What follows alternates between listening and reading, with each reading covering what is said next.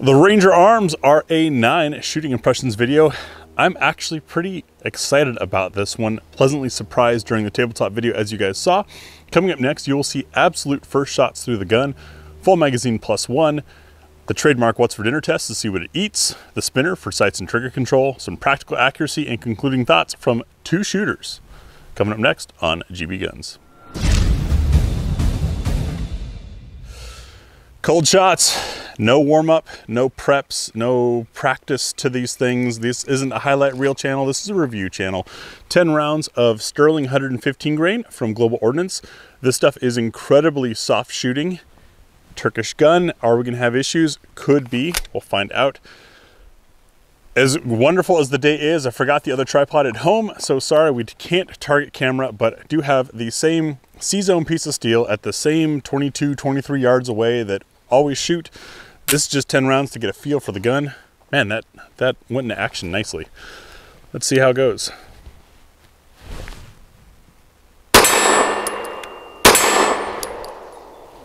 Tia, do you mind panning to the steel? I will do my best. Sorry folks, this is not our normal tripod, so it's not as smooth. But wow. Yeah, I'm stacking.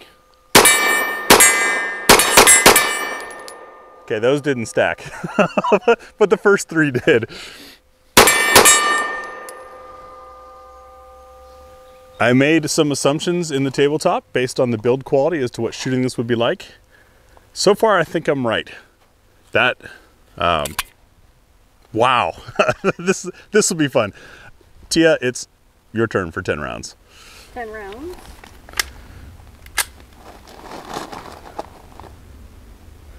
I haven't been shooting as often.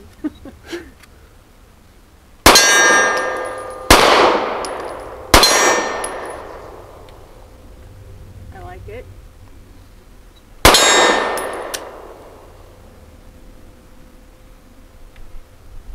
I'm nervous about that. I don't show that. I did not have a loaded chamber indicator on that, is why I racked it. Oh, the striker wasn't showing that it was armed? Correct. Okay.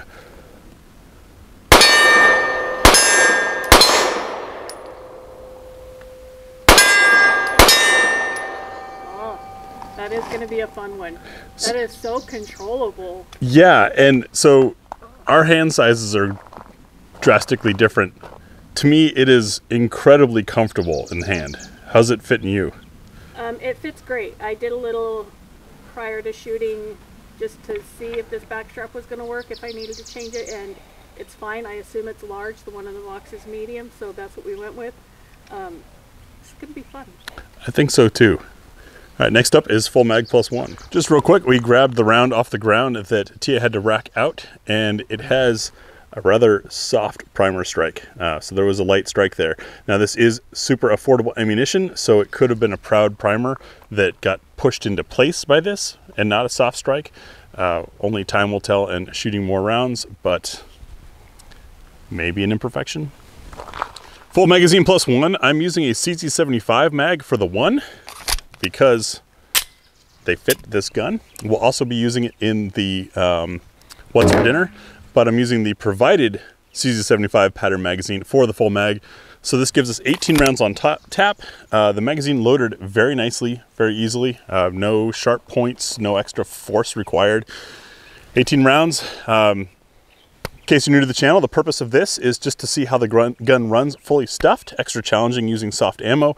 It's also a chance for me to maybe get some speed and see how the gun runs that way. We'll see. Shut up and shoot.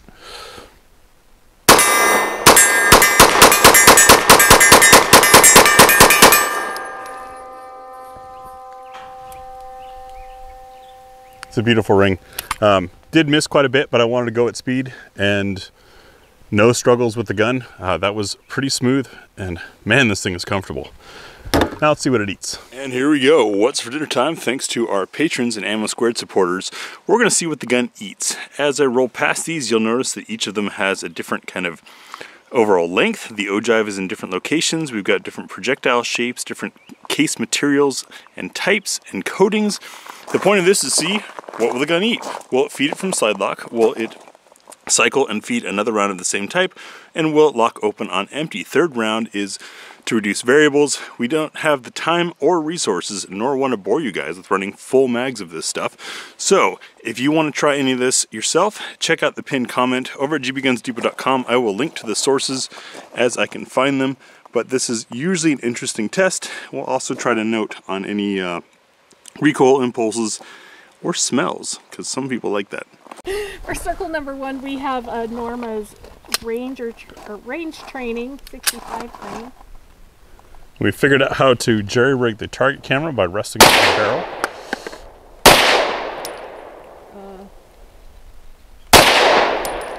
That trigger's very anxious to go. Really? And I noticed in recent reviews that normal range training is guns don't seem to like it, which may be why that ammo's not really available anymore. Smells neat. Yeah, it's a unique smell. And in circle number 2, we're going to put the Federal American Eagle. This is a 70 grain.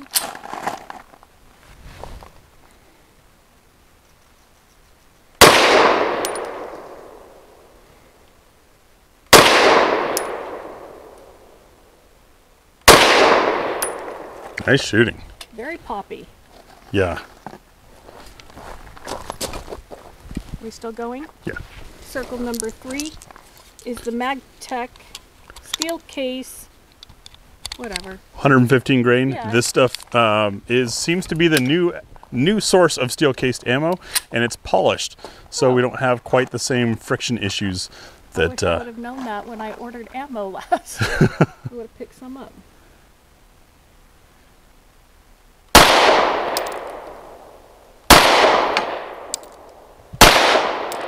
No issues with Very steel. pleasant. And Very folks, pleasant. if you're not familiar with why we use steel case and aluminum case, it's because the stuff's cheaper, which is why most people buy it. However, the friction coefficient between rounds stacked in the magazine going into and out of the chamber are different than brass, so some guns choke. They also expand and contract within the chamber at a different rate, so some guns have issues. And that's why we're going to use the Blazer 115 grain aluminum. And aluminium for our British viewers. Circle 4.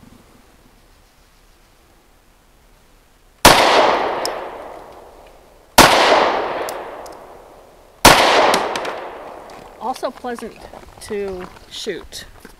Circle number 5 is the Federal Premium Law Enforcement 124 grain. And if anyone knows what the difference is between Federal Premium HST and Federal Premium Law Enforcement Tactical HST, please let us know in the comments, because I can't tell.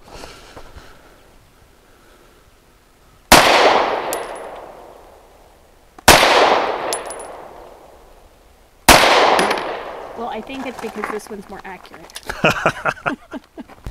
Circle 6 is the PMC SFX, which I believe is a return of their old Starfire hollow point. What I don't know is if it's like SF No More X, or if it's SF10, or if it just is a completely different thing. If anybody knows, let me know.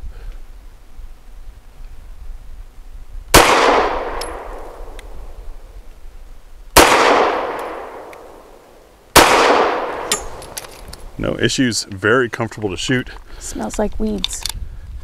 Not the Oregon kind, just the in general in your yard kind.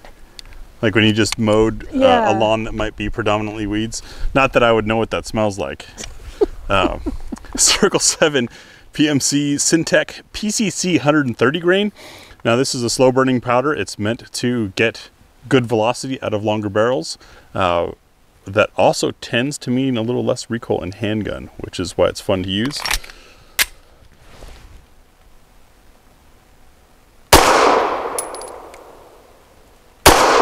You get kind of more of a push than a snap. It's not cheap though. It's got good bass. Yeah. Yeah, it's have to find a rhythm to shoot it to. Circle 8 is also Federal Syntec, but this is the Syntec Defense, the blue stuff, 138 grain. It's a hollow point that breaks apart into a couple petals and then has a core.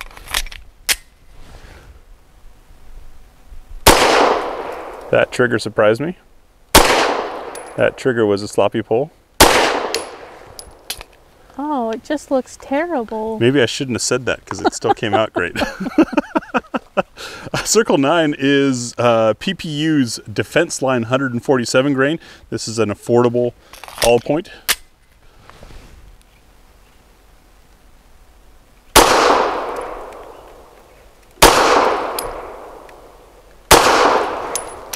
Did all right. And then our heaviest load, the Ammo Inc. Stulf. If you're wondering why I call it Stulf, check the pinned comment. You'll see the stuff is actually called on the box. But it's 165 grain, meant for suppressor use, super slow, super heavy bullet. We're throwing it in here just so that we've got 100 grains of variability. It actually sounds louder than that PPU. But very comfortable to shoot through this gun. It is apparent that it is a softer ammo despite that loud pop. But Yeah. it's a pop, not a bang, so maybe that's the tell. Ooh, it's the difference between pop and bang. Could be. Next up is everyone's favorite, the spinner. That is our 6-inch Titan Great Outdoors spinner target. We're about 12 yards away. We like to use this target for sights and trigger control because small target at distance that begins moving when you hit it. The more you hit it and harder you hit it, the more important timing a well-placed shot becomes, hence the test. We are using weak ammo, but we do have a full-size barrel.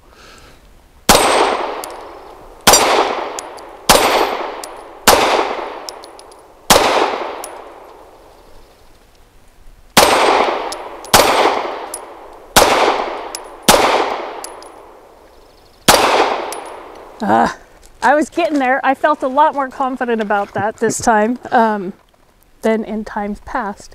And that's all I'm going to say until after he shoots. Reflections on... No, are you holding that until I give my reflections? Because you don't want to give any... All right. You've got this. She doesn't want to give any tells, is what she told me.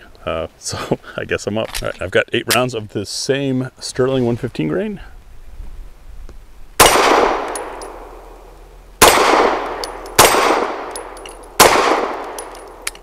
Ah.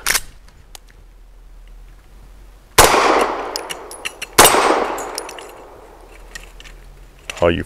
It doesn't count yet. And a stovepipe. Okay, let's look at that other round too. Yeah. So this is the round that I had to rack out, and you can see it's a super light primer strike. Down. There we go. Up, up.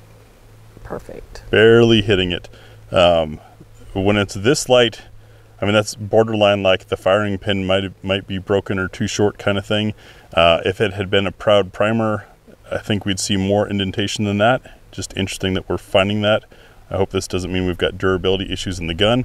Also, my last shot ended like that with a stovepipe. There we go. Oh. Stovepipes are often the result of limp wristing, more often than not. I would like to think that I'm the type of shooter that doesn't limp wrist, but things happen. And that light strike. Yes, it was a light strike. Another reason why light strikes can happen like that would be if there's debris or something in the firing pin channel that's preventing it from hitting full force or fully extending. We'll have to know. We shot this gun, as we always do, straight out of the box. On to sights and trigger control and how it worked for me on the spinner. The gun is very controllable. The recoil impulse, very soft. Yes, the Sterling is soft ammo, but the size of the gun, that dual recoil spring that I pointed out in the tabletop, the weight of the gun, and my hand fit all mean that there's very little perceived recoil, and that frees up the mental and physical energy to focus on the sights and the trigger. Tia, you have your thoughts? Exactly what you said, and also just shooting, knowing that once you've hit it, your target is where, or you're aiming where you're supposed to be, and then just continuing in that spot rather than chasing the swing, as has been noted that I've done in the past. That helped me a lot, and I appreciate you giving me that tip in a way that I could finally understand it. And what's funny is this trigger it's nothing magical, but it's very predictable. And I think that helps a lot for a drill like this. There's no, you know there's going to be kind of a rough spot, and you know there's going to be some duration between wall and ignition. But there's not an occasional grind or of slip the trigger. yeah, it is very consistent. Well, that is important stuff, because up next is our practical accuracy. 5 shots from 7 yards with the same ammo that we've been using. I'm going to aim at the left circle square. And practical accuracy is where we gather our kind of concluding thoughts. That also gives us a chance of how accurate someone might be able to be with this. The square is 1 inch, which from 7 yards usually is the same size as the front sight post.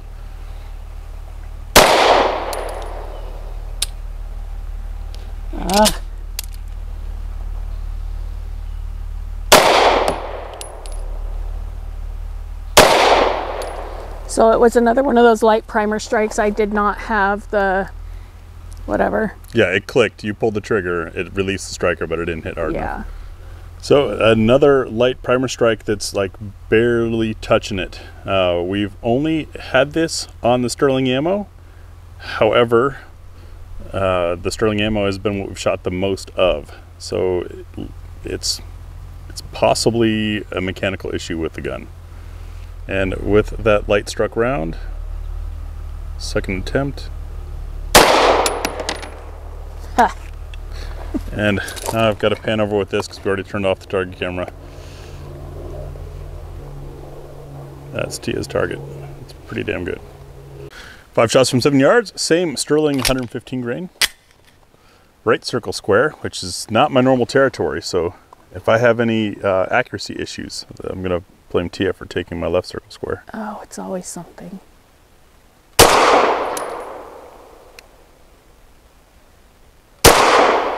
Oh. Talk smack. Shooting on camera takes some getting used to. And then having some shit talking going on while you're shooting a group. It's a great way of simulating some stress. Yeah, which is great for defensive shooting. So straight out of the gate, we knew this was going to be a fun review, and I have thoroughly enjoyed it. As stated before, we went with a large back strap. I don't think that I would like the medium because I get more grip, real estate to control the gun.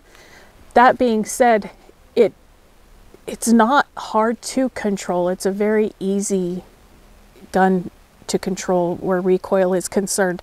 The trigger, oftentimes on more economical firearms, you'll find a trigger that is not great. It's grabbing and snagging somewhere. It sounds like, you know, 2 broken Legos crunching together. That is not the case with this one.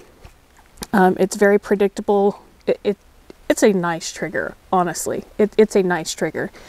The sights, they're perfect. Like, I'm a big proponent of having the white dot be in the middle of the black on the thing. And these are, call me, you know, petty, but if it's not centered within here, it's going to cause some issues that you're going to have to learn how to overcome with that sight system. And these are great. And I also kind of find that indicative of the company's care for the customer. Like, if they can't center the dot on the sight post, what else do they not care about? Right. And that's an issue of the manufacturer of the sight. But as a manufacturer of a gun that's going to use that sight system, pair your products a little bit better, please. It is concerning to have those light primer strikes. I'm almost convinced it's ammo, just because we did not have that issue with anything else. We would have to use other ammo to determine that for the same number of rounds that we have. It's not going to happen. But aside from the last time that the primer struck light, it almost felt like something was not completed with the internal mechanisms.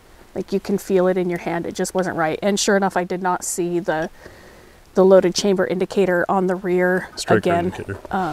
So I knew straight away to clear it. Great gun. I love it. Not usually a fan of green, but it goes well with the Ranger theme. And I was telling Tia off camera, these come in a variety of colors, including a rather atrocious camo, whatever. I mean, it's a Cerakote, but it's got a nice texture to it. And I will say there's going to be poo-poo about it being a Turkish gun. I have not had a bad experience with a Turkish gun yet. Aftershots for the Ranger Arms RA9. Please tell me there's at least one veteran watching this that gets that whole Ranger joke, which is deliberately why I went with this green, because it's kind of Ranger green. I was very excited with the tabletop. When I got this thing and opened the box, I was like, holy shit, this is not just another one of those guns. The shooting experience is super comfortable. This is something that I could possibly recommend it to a newer shooter, or something that if I'm trying to get someone comfortable with 9mm, it's easy to hold on to. It's got great texture. The trigger's predictable. Recoil impulse is very comfortable. That reliability thing has me wondering. It's a sample size of 1.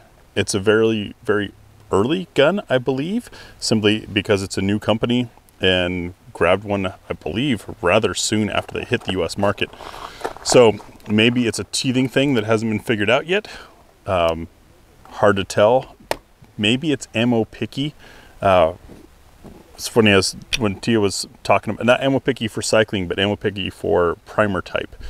Some guns are that way, and not all striker guns deliver the same amount of energy on the primer. We've seen that. In fact, at one of Tia's training events, she was running a Canic, known for the reliability. Round did not fire. Instructor, who had a Glock, was like, haha, watch this, put it in his Glock. Round did not fire.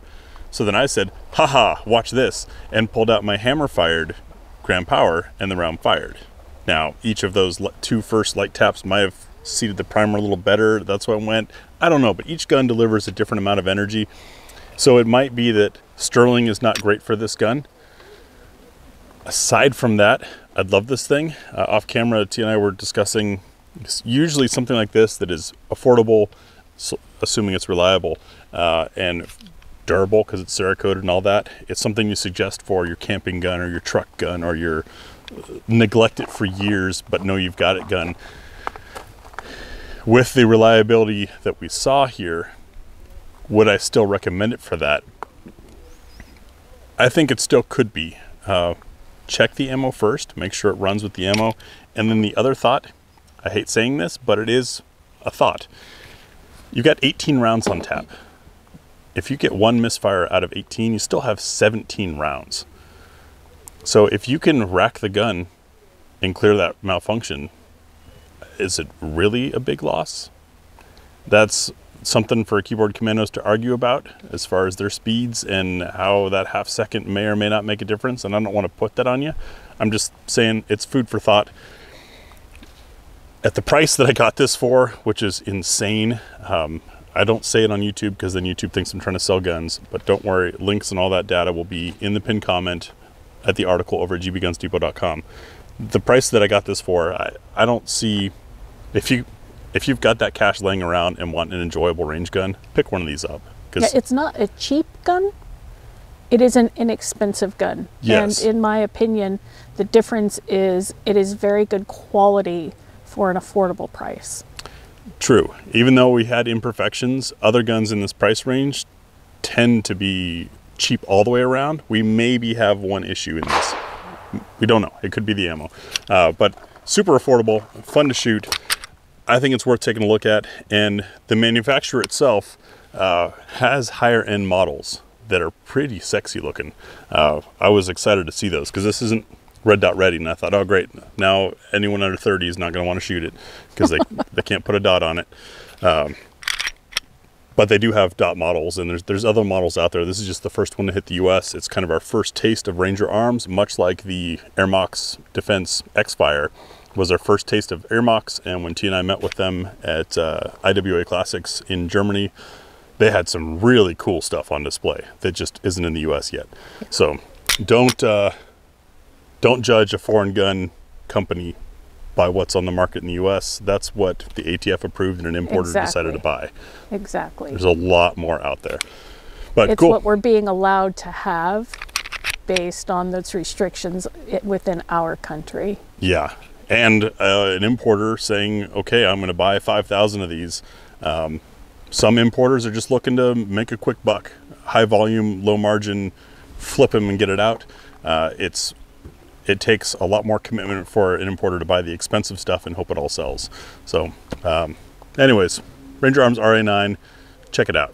Thanks for watching.